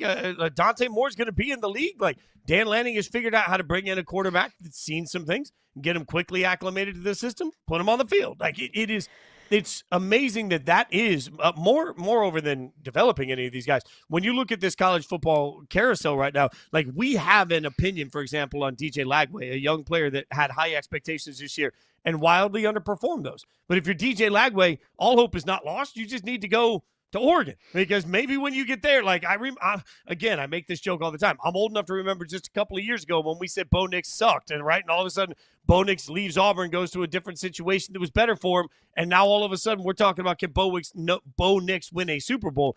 DJ Lagway has an opportunity. So there is a cool opportunity for guys like DJ to turn around and change the perspective. There are. And that's what I kind of love about the transfer portal, that we hear so many college football old heads say it's ruining college football. Well, think about how many quarterbacks we've seen thrive in their second stops. I believe it was 2022 or 2023. The years start to roll together. But Yes. we had, at the Heisman Trophy finalists, we had Jaden Daniels, who had transferred to LSU from Arizona State. We had Bo Nix, who transferred to Oregon after kind of a disastrous ending at Auburn.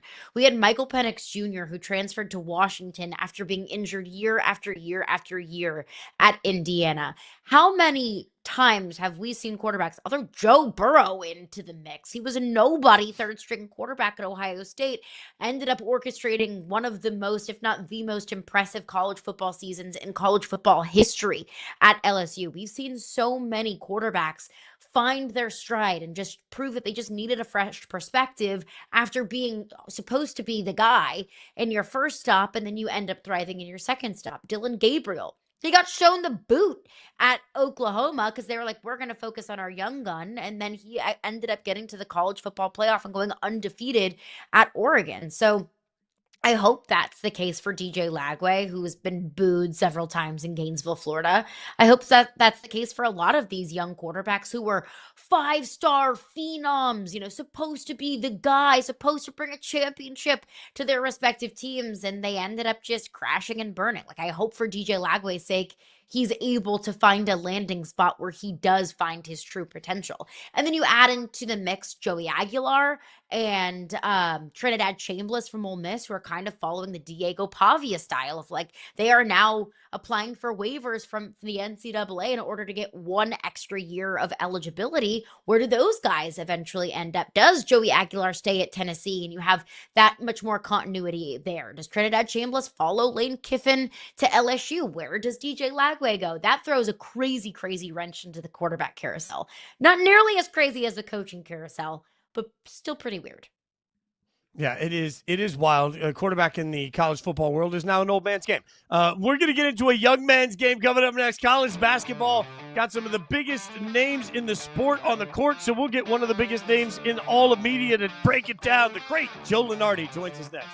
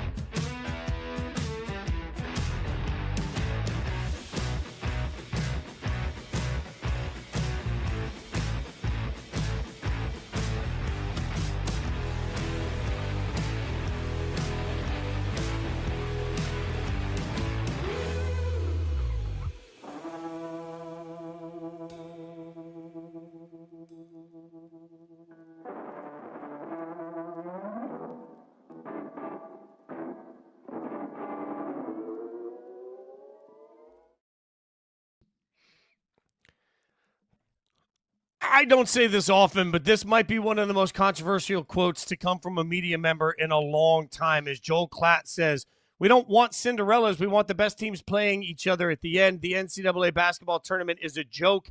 It's the dumbest tournament and the least fair tournament in all of sports. That is Joel Klatt's reaction tied to college football. I have to get the reaction of my buddy and one of the greats in this, Joe Lunardi. You see him doing everything with all of the bracketology. He is. When you say bracketology, you say Joe Lunardi. So I have to get your thoughts, Joe. What is your reaction to Joel Klatt's comments? I get comments from coaches all the time, Jason, that I need to stay in my lane. I think that probably applies here. I don't know, Joel. I suspect that that he's very good at generating clicks. And, you know, I could say something like, I don't know, I think Bethune-Cookman should be a 4 seed, and that would generate a lot of attention, but not be anywhere close to the truth. And this comment probably falls in that bucket. It's a bold one, that's for sure. It's a wrong No, one. it's actually Look, pretty everyone's dumb, entitled to their opinion. but it's just dumb. And you know, I wrote for a long time that the problem with college football was its postseason left out teams that had a realistic chance to win. And that until that problem was solved, it was going to be difficult to legitimize the champion. And say what you want about basketball, but there's no reasonable argument to be made that team number 69 can win. At least win 6 games. They can win 1 or 2 or 3 games, maybe, but they're not winning the whole thing. So, you know, it's a take. And yeah, we'll just leave it there. You know, it is a take, and it is something that he said. That is the nicest thing that I can say about that opinion. Those are things that he said. But look, we've got Joe Lunardi on the show, the king of bracketology. So let's not tiptoe around that. Let's get right into the science of March Madness. Let's say the season ended today. The tournament starts tomorrow. Who are your 4-1 seeds? Yeah, I think it's pretty clear at least who three of the four are. In whatever order you like, Michigan, Arizona, Duke, and you see them there in the top three in the polls as well. I mean, they're undefeated. Duke's played a good schedule. Michigan's played a very good schedule. Arizona has played an NBA schedule. So they're all legitimate. Uh, I have Iowa State just like the poll by a fingernail for the fourth number one over UConn. Uh, I my gut tells me, my eye tells me that if UConn played Iowa State in a best of seven on a neutral court, that UConn is better. But right now, Iowa State has the best win between the two. They just spanked Purdue in a true road game a couple of weeks ago.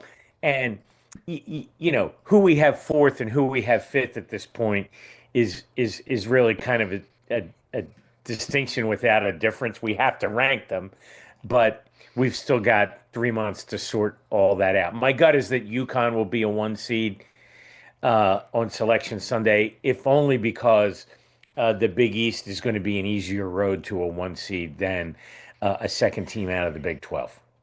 I can already hear Hurley just yelling about being ranked anything less than number one. It's just the part of his charm. Arizona is the number one team in the AP poll right now. Do you believe that they are the best team in the country? I think Michigan is the best team in the country, but if if if those two played best of seven on a neutral court, I think it would go 10. Uh, they're close, and it would be a long, great series. They're both just so talented, particularly in the front court. And I think when you look at them, we're beginning to see, and I try and resist saying, oh, well, here's a trend, and the future of the sport is going to be dictated by this, when we really don't know. But I think what we're beginning to see is that revenue sharing and NIL are centralizing the talent in the top programs, and that's why we've had so many good games here in the non-conference part of the season. Non-con this year, I didn't know if it was recency bias, and I say this every year, but I felt like this is one of the best non-conference schedules that we've seen in college basketball, at least in a really long time. And one of the reasons is because we've seen heavyweights versus heavyweights. One of those heavyweights is Duke, led by Cam Boozer, a superstar freshman, and he had 26 points, 13 boards last night against Lipscomb in a game that was probably a whole lot closer than anybody would have liked. But you've looked at so many superstars at Duke: Cooper Flag, Zion, Paolo, Jason Tatum, Brandon Ingram. Where does Cameron Boozer compare to some of the greats that we've seen wear that Duke uniform? I think that Zion and Cooper Flag were truly generational talents. Uh, Zion derailed by some physical issues for the most part, and I mean Cooper Flag's not old enough to buy a beer, uh, and he's putting up 42 points or whatever in NBA games. Uh, is Cam Boozer quite at that level? Um, I don't think we know that yet. I I picked him, as my preseason rookie of the year. He might be the player of the year.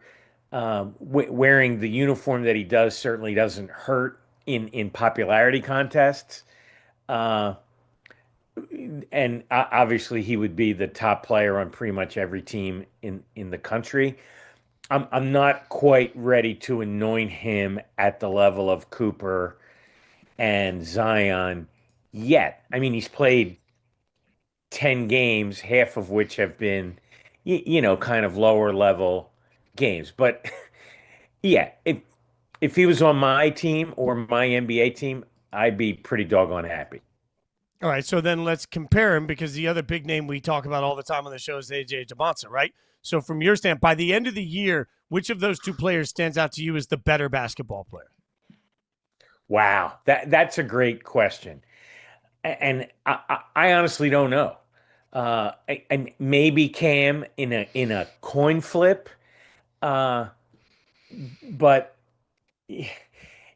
so much depends upon the style of play, particularly at the next level, right? Like and the other pieces that they join. One of them could be averaging 20 points a game next year. The other could be averaging 10 simply because of the team around them.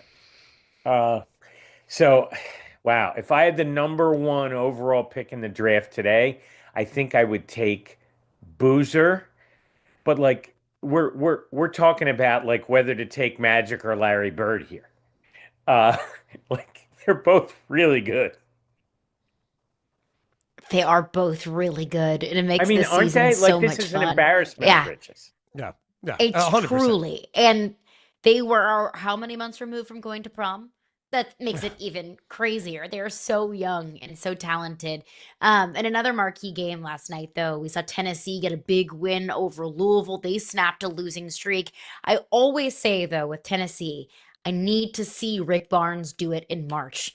That Tennessee can consistently beat some of the best teams in conference play, but haven't really broken through to get to a Final Four or to a championship game. From what you've seen from this Tennessee squad, is this year different? Let me answer that in two ways. I don't think this Tennessee squad is quite as good as some recent ones. Uh, just simply top to bottom, I think they're very good as opposed to very, very good. But being able to get over the hump in March, like how many times have we seen coaches break through, longtime coaches, with a team that maybe isn't the best one they've ever had? Right? Like Jim Boeheim's national championship with Carmelo back in '03. Like they were great at the end, but I think if you had Coach Boeheim on, he wouldn't necessarily say that's the best team he's ever coached. I mean, Rick Barnes has been to multiple Elite Eights at Tennessee. He did go to the Final Four at Texas. And the difference between an Elite Eight and a Final Four, which is the kind of validation point for a lot of these uh, longtime coaches, is so razor thin. So I don't have an issue of believing in Rick Barnes in March. A lot of it's just random luck in who you draw, and do you play your best basketball for those 40 minutes. That's the charm of one and done. And oh, by the way, that's one of the reasons Joel Klatt is wrong. All right. So let's fire everybody up here because your latest bracket, you got 10 teams from the Big 12 and Big 10 in the bracket, 9 teams from the SEC, 8 from the ACC. So I ask you, Joe Lunardi, what's the best conference in college basketball this season? Ooh. Oh, this year it's the Big 12. And I'm pretty comfortable saying that. It has the most number of teams that can make a Final Four. Not by a wide margin, and we're not talking, SEC historic dominance that we saw a year ago. I mean, good Lord, 14 out of 16. That's a perfect storm, and they had, two number one seeds, two number two seeds, two teams in the Final Four, the national champion. I mean, you had to really screw up not to make it out of the SEC last year. But lost in that conversation was other power conferences had to be down to free up those spots. I mean, the ACC got 4, right? And viewed it as a disaster. But if you look at a little bit longer arc of time, the Big 12 has been the top league in the country, at least going back to the pandemic. And, this year kind of reasserting itself. And the addition of Houston, 3 years ago now, and now the group led by Arizona has only made it better. They have more than overcome the losses of Oklahoma and Texas in basketball, right? That's really all that we're talking about here. Joe, as always, we appreciate you so much. Real quick, before we get you out, is there one bubble team you've got your eye on? Just one team out there that you think skating on the bubble all season? Yeah, Jason, I was really looking at the Raiders until I saw them come in and lose to my Eagles there on Sunday. But Well said. you knew that was coming. Yeah, I knew that was coming. You know what? I deserved that, Joe. I deserve that. You gotta watch them on Boise ESPN to get State. Okay. Boise State. How's that? That's State. amazing. That's amazing. Thanks for waiting until the very end to remind me of how bad my football season has been. Appreciate you, my friend. Watch them on ESPN. Read them on ESPN.com. Joe Lunardi, thank you so much for hanging out with us, brother. You bet. Your loyalty is remarkable. Thank you so much. Happy holidays, my friend. Thanks so much. You too. Thanks, all right, Joe. From Joe Lunardi to big breaking news, we have massive breaking news in the NFL. Change has come for one franchise. We'll tell you about it next on Yahoo Sports Daily.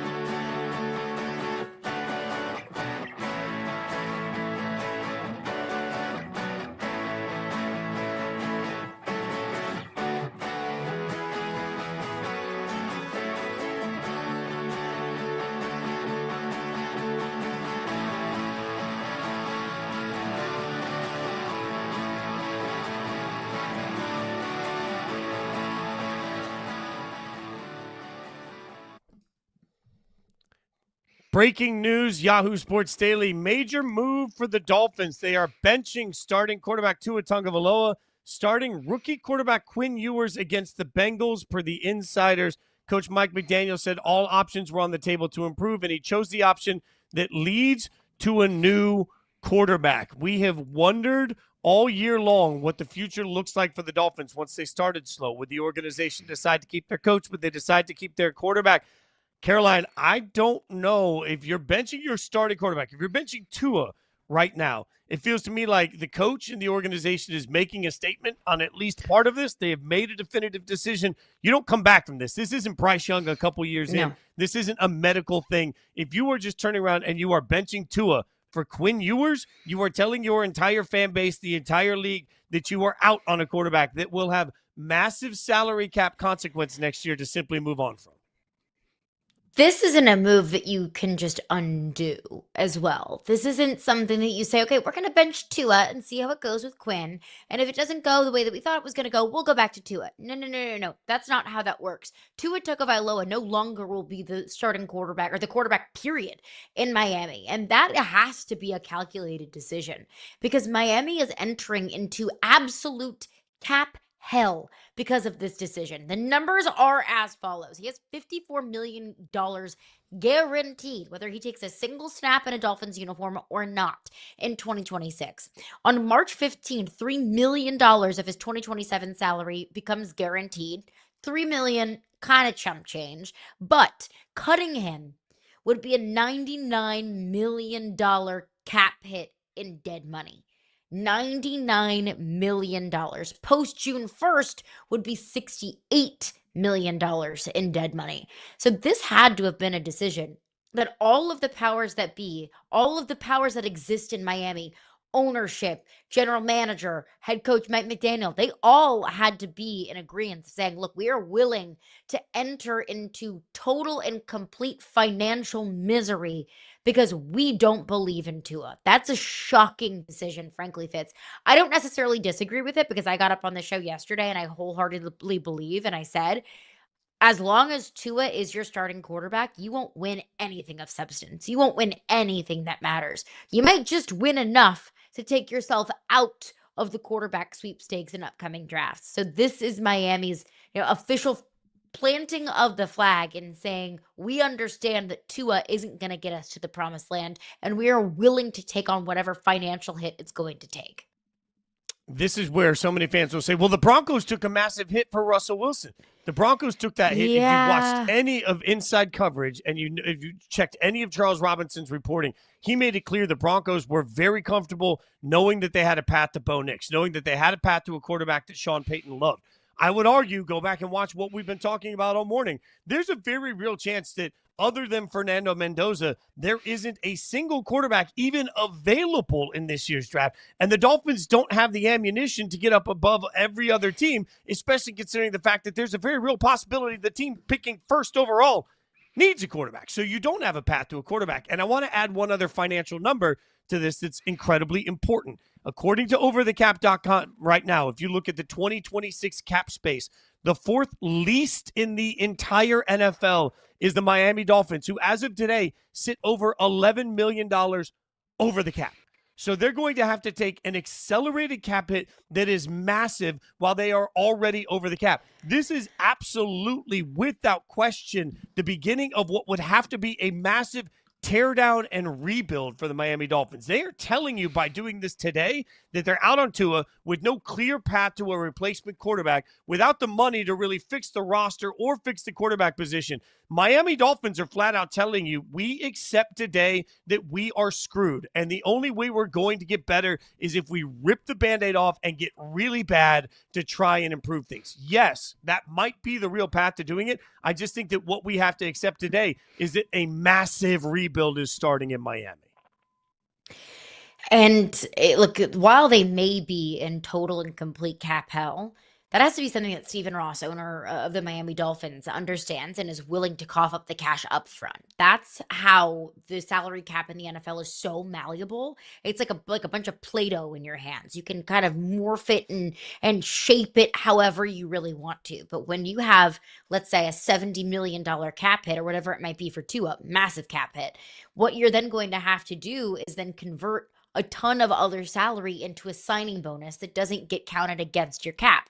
What's a signing bonus? That's a check in your pocket today. That is cash that Stephen Ross has to be willing to cough up right now at this second in order to be below the salary cap. So this is not a move that's made without the express written consent of that man right there and him understanding and saying, I will pay today liquid cash out of my pocket right now in order to make this team better over the next 5 to 10 years versus continue to stay in the just bad enough to be bad and just good enough to stay out of the quarterback sweepstakes. I do think, and I think there are so many, butterfly effects and what ifs that we can play in life and in sports, of course. What if the Dolphins drafted Justin Herbert? Because that was kind of the thing in the 2020 draft, right? We knew Joe Burrow was going to go number 1 overall to the Cincinnati Bengals. And the question was the Chargers and the Dolphins, both quarterback needy teams, who goes first? And we can play the shoulda, coulda, woulda game all day long. I know we can, but I can't help but think if Justin Herbert was a Miami Dolphin, the Dolphins would be a perennial playoff contender. This is where I don't know. I don't know that there's anything worse in the NFL than signing an average quarterback to an elite contract, because when you try to get out of it, there's just never an easy way to do it. You're right. If Justin Herbert were a Miami Dolphin, I think we'd be seeing this wildly differently today. And now, suddenly if you're the Dolphins trying to figure out how to build from where you are today, will Mike McDaniel be part of this rebuild, whatever this rebuild looks like? There are also just minutia for people. you can only designate 2 people on your roster as a post-June 1st cut. So when you do that, you're taking somebody, you're saying, hey, we want part of the cap money to hit a different year. Why does that matter? Well, as of right now, if you look at the 2026 cap number, the cap number for Tyreek Hill is $52 million, almost $52 million. If they could designate part of that June 1st, but again, they only get 2 of those that they're going to do. Bradley Chubb has a $31 million cap number. So all of these things, you're now looking at a 51, a 31, and a 60, whatever it was, $67 million cap number post June 1st that you're all going to have to work out through this. This is really difficult math for Miami. So even if they just take care of the easy contracts, Tyreek and Bradley Hill being the easy ones, and then they try to figure out how to post-designate Tua, they're still going to be in cap hell. This is a worst-case scenario. And then I would ask you, like, would you keep Mike McDaniel? Like, if we're saying rebuild, I'm saying it's going to take 3 years. I think every NFL team should just accept that a rebuild is a 3-year process at least. So are you willing to commit to Mike McDaniel? If you're lucky, are you willing to commit to Mike McDaniel for a rebuild process with no clear path to a quarterback that you think is at least going to take 3 years? That's hairy to me. That I don't know. And this might be the ultimate Mike McDaniel throwing a life raft out for himself kind of move. I wouldn't be surprised if ownership came to him and said something has to give. Okay, we'll bench the quarterback. And I think, like, why stop at Tua, right? They already sold at the trade deadline. Nobody would be off the board for me. Devon A-Chain, sure. Put him out there on the trade market. Jalen Waddle, sure. Put him out there at the trade market. I think at this point, just go ahead and sell everything, trade everyone. And at that point, why not fire everyone too? If you are going to completely rip this thing down to the studs, to the point where you are benching your $250 million quarterback, why should anyone be safe? Which is part of why I continue to die on the hill that rebuilds can't be half-assed. Like, if you are going to, every sports franchise is afraid to say the word rebuild, and they're afraid of what it's going to do to their fan base and what it's going to do to morale. I think it's the opposite. When you constantly dangle the carrot of, no, we're going to be competitive right now, what you do is you give everybody around it expectations that are unreachable. I just want once an organization, the owner, Stephen Ross, I want Stephen Ross to stand in front of a microphone and say, you know what? We're rebuilding this thing because it's not good enough and it sucks. And we're going to have to take it all the way down to the studs to rebuild it. And that's going to take a few years to do. I genuinely believe, Caroline, that if an owner ever stood at the mic with an accountability for why they sucked and a real plan of how to fix that they suck, they would get a level of patience and understanding from their fans that they never knew existed. Transparency, I think, is so key. Dolphins fans know it. They feel it. I know the 4-game winning streak was really fun and it was really exciting and it got all of us, it piqued our interest of what the Dolphins could do throughout the rest of the season. But let's not let a fun little 4-game winning streak overshadow the dark cloud that really was a majority of the season for the Miami Dolphins. Dolphins fans know it. They see it. They know the writing is on the wall. They just want their team to win. I think transparency from ownership to say, this is our plan moving forward. This is why we decided to do this. But trust me, here's our vision for what this team can be over the next decade, I think is incredibly valuable. Football franchises need to remember that their consumers are more educated than ever before and have more information than ever. That's why they need to be transparent. We'll continue to be transparent here. We'll cover more of this and all the football you need tomorrow. Yahoo Sports Daily, 9 a.m.